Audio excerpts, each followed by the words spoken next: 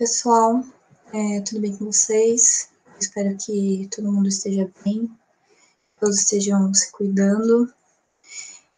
E para dar continuidade nas nossas aulas de redação aqui do cursinho, a gente vai falar hoje sobre a estrutura da dissertação argumentativa.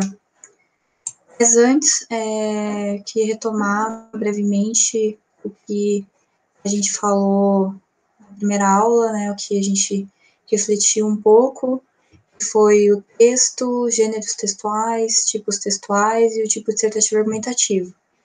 Então, como a gente falou antes, o texto, ele é uma unidade significativa que busca fazer sentido, então, a partir de objetivos pré-estabelecidos, um sujeito produtor vai escrever um texto a fim de que uma pessoa que vai ouvir ou que vai ler esse texto chega a determinadas interpretações específicas, né?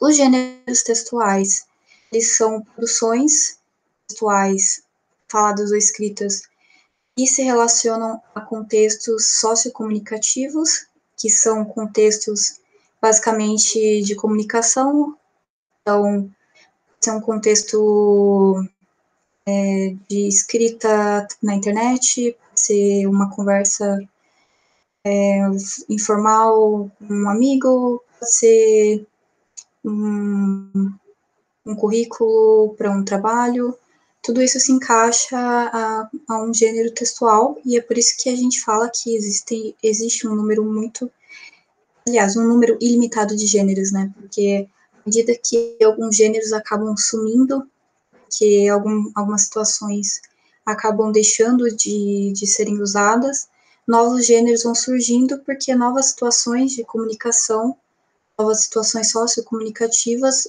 vão aparecendo com as mudanças nas relações da sociedade. Então, por exemplo, hoje, como eu já havia falado, a gente tem o uso das redes sociais, que há 40 anos atrás não era um gênero textual que existia, né, que se pensava que existiria um dia. E as cartas, né, conversar por cartas, por exemplo, apesar de ser um gênero que ainda existe, tem deixado de existir, tem deixado de ser usado, porque tem sido mais comum se comunicar por e-mail, por exemplo, usando a internet. Os tipos textuais, eles já se enquadram uma situação linguística específica, então eles se limitam a determinadas questões linguísticas, então é por isso que a gente vai ter um tipo narrativo que vai trazer verbos no pretérito para contar um fato que aconteceu, por exemplo, né? A gente tem narrativas que englobam outros verbos, mas para deixar um pouco claro, e aí um tipo dissertativo, a gente vai ter uma exposição de ideias, né? E aí a gente entra no que eu denominei como, aqui eu coloquei como tipo dissertativo argumentativo, que é o tipo dissertativo, que fala sobre a questão de você apresentar um determinado tema e você vai trazer ideias sobre esse tema, conceitos, definições, e argumentativo, porque para além de uma exposição de ideias, vai haver um conjunto de argumentações para defender um ponto de vista sobre aquelas ideias. E aí esse posicionamento, esse ponto de vista, a gente chama de tese. E eu também falei na outra aula que a gente tem o gênero dissertativo argumentativo, porque o vestibular, ele pega o tipo dissertativo argumentativo e usa esse tipo especificamente no vestibular. Então, a gente vai ter um conjunto de regras, de estruturas meio que mais fixas, né, que são selecionadas exclusivamente para o vestibular, que na realidade, quando você vai ver um texto dissertativo argumentativo fora do vestibular, não vai ser exatamente dessa maneira que ele vai acontecer, não vai ser exatamente dessa maneira que ele vai ser elaborado. Então, a gente fala hoje sobre a estrutura do texto dissertativo argumentativo do vestibular, O roteiro da nossa aula é basicamente falar sobre assunto, tema, depois introdução, desenvolvimento e, por fim, a conclusão. Não vou entrar com exemplos sobre cada tópico, que na próxima aula vou tentar fazer isso mais detalhadamente, né? Então, hoje é mais para expor o que define cada um desses pontos dentro desse tipo de texto. Então, começando com o assunto e o tema, todos os vestibulares no quesito redação, e quando a gente fala de redação interpretativa e argumentativa, e aí a gente pode pegar o Enem, principalmente, que aqui é o que todo mundo vai prestar, provavelmente, mas a gente também vai ter isso no vestibular da FUVEST, a gente vai ter isso no vestibular da VUNESP, que também usam bastante da dissertação. A gente vai ter um assunto geral, até eu coloco aqui, né, que esse assunto vai ser algo amplo, vai ser uma coisa geral, então vai ser um assunto que vai tratar, por exemplo, sobre saúde, então o assunto geral do texto vai ser saúde, e o tema vai pegar uma parte específica desse assunto para ser discorrida no texto, para ser trabalhada no texto. E aí, por exemplo, dentro de um assunto amplo, que seria a saúde, a gente vai ter um tema específico dentro de saúde, que vai ser, por exemplo,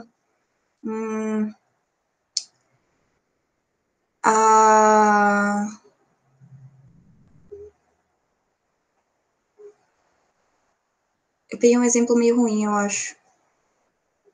Sucateamento do Sistema Único de Saúde, vai, pode ser isso. Então, esse é o tema específico, sucateamento do Sistema Único de Saúde. E, então, o que você vai ter que fazer no seu texto? Você não vai falar sobre saúde em si, você não vai falar, não vai focar na saúde.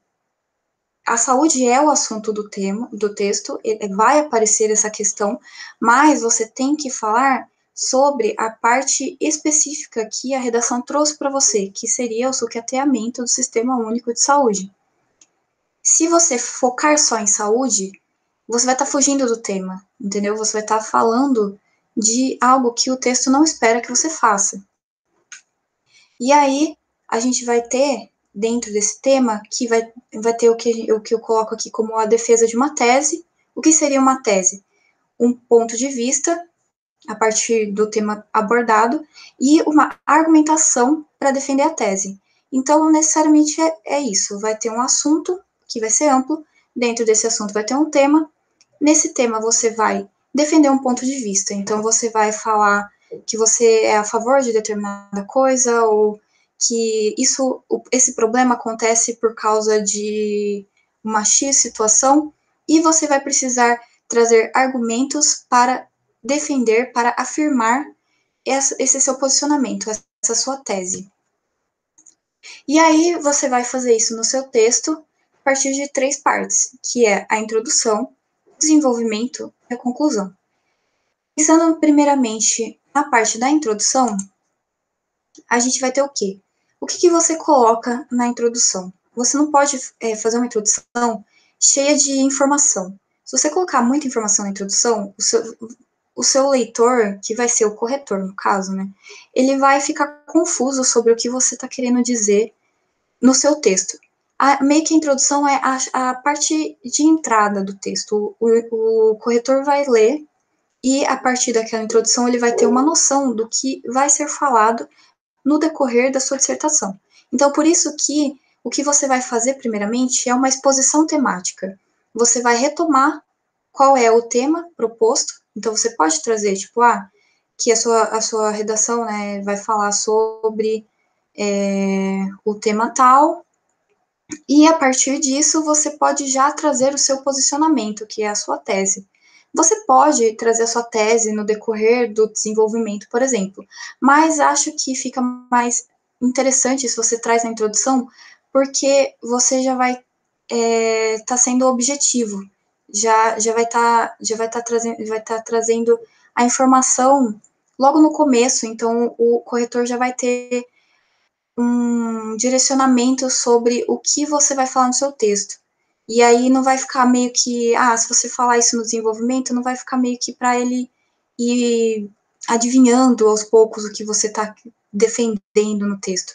Então, se você for mais direto logo na introdução, já fizer a exposição temática e já trazer logo o seu posicionamento, a introdução já vai conter todos os elementos importantes para se desenvolver o resto da dissertação.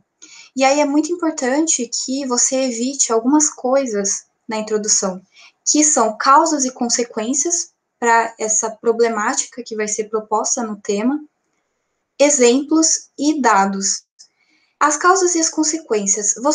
Geralmente, os temas dos vestibulares, eles vão trazer uma problemática e você vai ter que trazer as causas daquilo. Geralmente, duas causas, né? Então, você pode mencionar na introdução quais são as causas que você vai discorrer no decorrer do seu texto.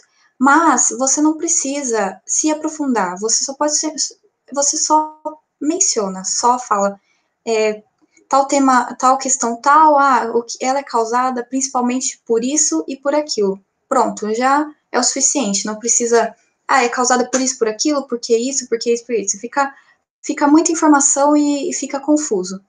E as consequências também, é a mesma coisa, você pode até mencionar consequências, mas não precisa se aprofundar nelas. Exemplos, não precisa trazer exemplo na introdução, porque é uma parte muito curta do texto, se você trouxer exemplos, vai ficar meio que solto, porque você não vai estar desenvolvendo a sua argumentação na introdução, você só vai estar fazendo uma exposição temática e só vai estar apresentando o seu posicionamento. E dados, geralmente, é importante que você use uma certa quantificação científica sobre determinado problema para reforçar a veracidade daquele seu argumento. E se você trouxer isso na introdução, às vezes pode ficar algo meio solto no texto, não vai estar agregando muito, na verdade vai ter muita informação logo de cara, assim, no texto. Não que isso vai fazer com que o texto fique ruim, mas precisa ser muito bem elaborado para que não fique um conjunto de ideias jogadas na introdução. E até porque é ideal que a sua introdução tenha entre 5 e 7 linhas, nem menos que isso e nem mais que isso. Então não tem muito espaço para se desenvolver as causas, para se desenvolver as consequências, para trazer muitos exemplos, para trazer muitos dados. Depois disso, a gente vai entrar no desenvolvimento, que é a segunda parte da dissertação, e é no desenvolvimento que vai ser trazida toda a argumentação para a defesa da tese. Então, você vai justificar no seu desenvolvimento o porquê de determinado posicionamento a respeito do tema. E aí é importante que, como eu falei, né, na introdução, você pode citar as causas para o problema, mas você pode, no desenvolvimento, fazer uma nova apresentação das problematizações, que são as causas para a problemática. E essa apresentação deve vir depois com todo um aprofundamento argumentativo. E mais do que isso, eu coloco até aqui, né, nesse slide, que é ideal que você faça um desenvolvimento de 2 parágrafos. Por quê? Porque você vai trazer no seu texto pelo menos 2 causas para o problema proposto. Você pode até trazer 3 causas, e aí seria legal que você trouxesse pelo menos 3 parágrafos, mas o texto dissertativo, ele é muito curto. No vestibular, você tem no máximo 30 linhas, e não dá para você colocar muitas causas, tentar trazer muitas problematizações para o tema, porque não tem espaço para tudo isso, e aí fica muita informação e pouca argumentação. Então, em 2 parágrafos, você vai desenvolver essas 2 causas. E é legal, assim, é ideal, né, que você desenvolva uma causa num parágrafo e a outra causa no outro parágrafo, mas de modo que as 2 ideias estejam interligadas, porque é importante que os 2 parágrafos meio que eles não troquem de lugar. Então, se você tem um parágrafo que, né, o seu segundo parágrafo tá falando sobre uma coisa, o seu terceiro parágrafo sobre outra coisa. Se você conseguir pegar um parágrafo e o outro e inverter a ordem, e isso não fizer nenhuma diferença no sentido do texto, isso é um problema, porque isso quer dizer que as suas ideias não estão sendo interligadas. Então é importante que, para além de 2 parágrafos, para além de uma causa sendo trabalhada em um dos parágrafos e a outra no outro, esses 2 parágrafos, eles precisam ter as suas ideias interligadas. Uma coisa precisa levar na outra, porque aí você vai estar criando uma linha de raciocínio para toda essa defesa da tese que você está desenvolvendo na sua dissertação argumentativa. E outra coisa muito importante que faz diferença no desenvolvimento da dissertação é a presença de exemplos, e esses exemplos podem ser exemplos. É importante que sejam exemplos que você possa citar uma referência, da onde você tirou esse exemplo, né? Então, um exemplo atualizado. Por exemplo, tal situação pode ser vista no acontecimento de março de 2021, quando não sei o que, sabe? Para ficar, para mostrar para o seu corretor que você está acompanhando a atualidade, consegue ligar um acontecimento atual com a temática proposta. Também é interessante trazer dados de pesquisa. Geralmente esses dados é um pouco difícil de lembrar, né? Alguns dados que pode ser usado no texto.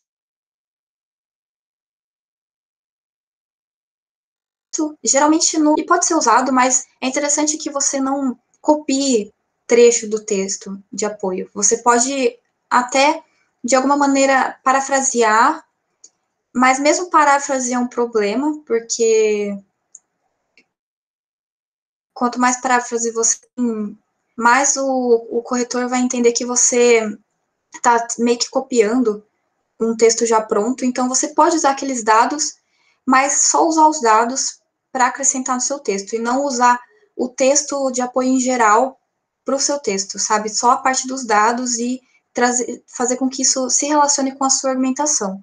Mas se você souber algum dado que está fora do texto de apoio, é legal trazer também e citar as fontes, sempre citando as fontes, mesmo quando for a fonte do texto de apoio, porque é importante que todas as informações que estão no seu texto, elas fique claro que elas não estão vindo do nada, não estão vindo da sua mente, porque isso vai fazer com que os seus argumentos eles fiquem mais persuasivos, né? E que a justificativa da sua tese seja mais verossímil, seja mais convincente para o leitor, que no caso é o corretor.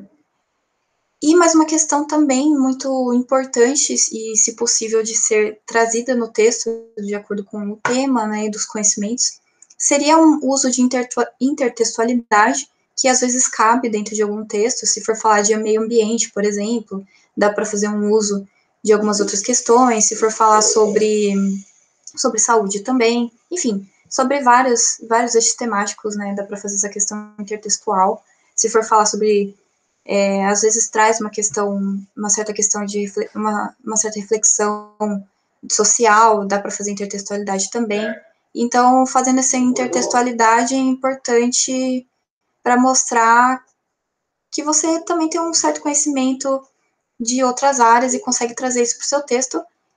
E aí dá para trazer autores, por exemplo, de áreas sociológicas, filosóficas, mas sempre trazendo isso no desenvolvimento do texto, nem na introdução e nem na conclusão. E aí, por fim, a gente tem a conclusão do texto, né? A terceira parte, e é o fechamento da linha de raciocínio. Você vai ter feito uma introdução, onde você vai expor as ideias, vai trazer o posicionamento acerca daquele tema. No desenvolvimento, você vai justificar essa defesa da tese e você vai fechar isso numa conclusão. No Enem, você traz uma proposta de intervenção.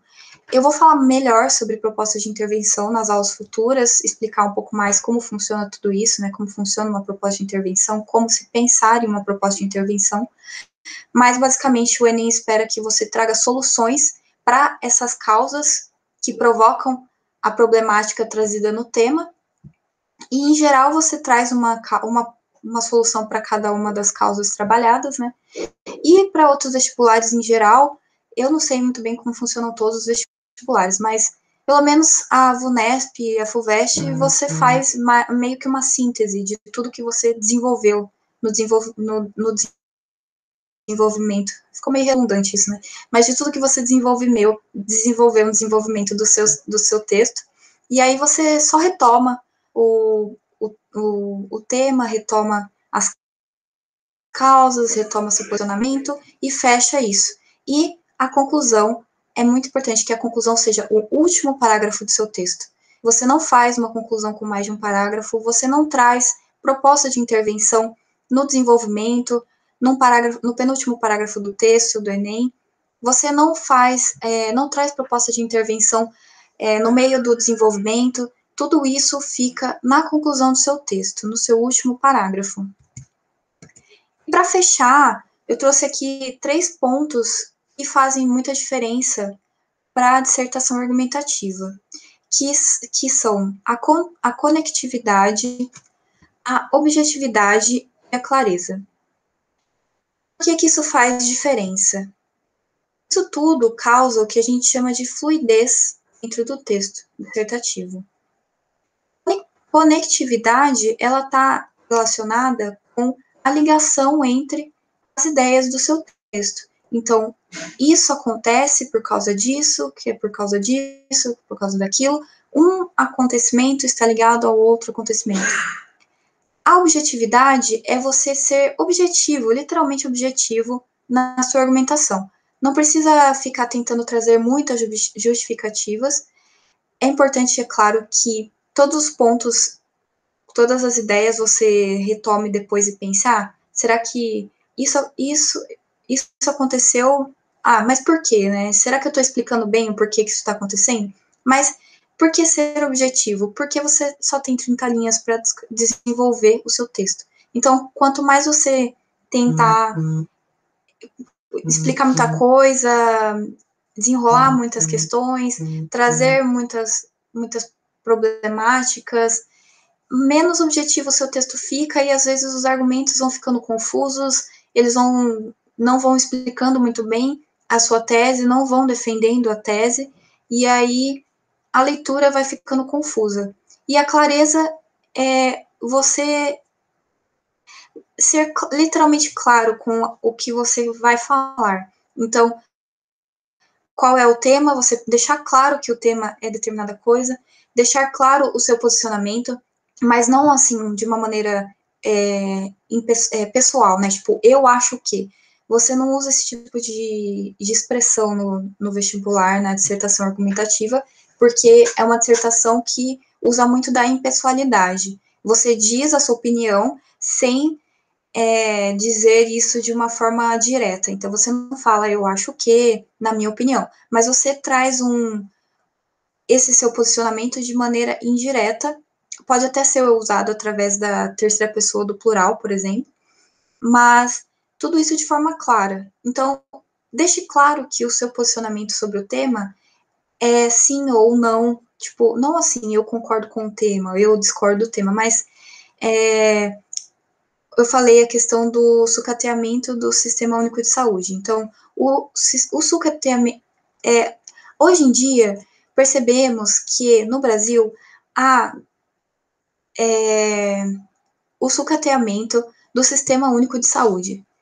Ponto. Isso você já. Nesse pequeno pedaço, você já colocou o seu posicionamento. Você está afirmando, você está concordando que essa questão, esse problema ocorre. E aí, depois, por quê? Aí você pode refletir, né? Tipo, historicamente falando, tal questão trouxe essa problemática. Então, podemos pensar que esse problema é causado por, e também por, entendeu? Direto, sem muitos rodeios, sem muita tentar falar isso de uma forma muito bonita, sabe? Tentar colocar palavras difíceis, direto e claro. E aí isso vai fazer com que o seu texto seja fluido, que tudo fique muito claro para o corretor, que ele leia o seu texto de cara já entenda o que você quis dizer, já perceba o seu posicionamento, já perceba qual a sua tese, já perceba quais são as problemáticas, já perceba quais são as soluções, os exemplos, as questões intertextuais, e não traga, e que isso não prejudique a sua nota, até porque um corretor de vestibular corrige mais de 100 redações, ou pelo menos 100 redações por dia, então se ele chegar no seu texto for o 100º texto e tiver difícil de ler, não tiver uma leitura fluida, não tiver conectividade, objetividade e clareza, provavelmente ele vai ficar, o corretor, no caso, né, vai chegar num ponto do seu texto que talvez ele não entenda uma questão e ele não vai parar para tentar entender o que você quis dizer. Ele vai só desconsiderar e isso vai resultar na perca da nota da sua redação, né? E basicamente isso, o que eu pensei aqui para a nossa aula de hoje, para a gente refletir um pouco sobre a estrutura do vestibular, no caso da redação dissertativa argumentativa. E é isso, gente. Na próxima aula eu vou tentar trazer isso um pouco mais detalhado, tentar trazer exemplos de introdução, de desenvolvimento, de conclusão do assunto, do tema, para ver se isso fica mais claro, como é que isso realmente acontece na prática da redação, da produção textual. E é isso, espero que a aula tenha ficado clara. Qualquer dúvida, vocês sabem que podem contatar lá no WhatsApp e a gente se fala, tá bom? Se cuidem e até semana que vem na nossa próxima aula. Um bom final de semana para vocês.